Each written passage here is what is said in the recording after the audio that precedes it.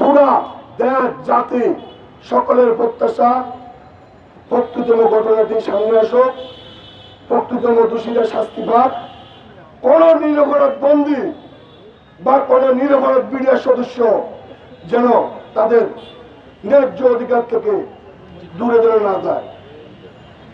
আমার কথা হলো স্পষ্ট, আমাকে বুঝাই দিতে হবে, আমাকে বুঝাই দিতে হবে।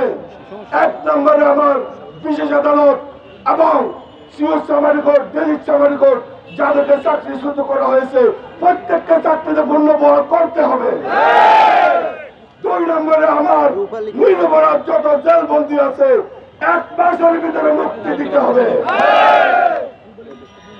এবং তার সাথে আমাদের 2 দ্বারা বিচার প্রজ্ঞাপন বাতিল করে তারপর এই বিচার কাজ শুরু করতে হবে, না হলে এই সত্য বিচার আমরা মানি না, মানি না, মানি না।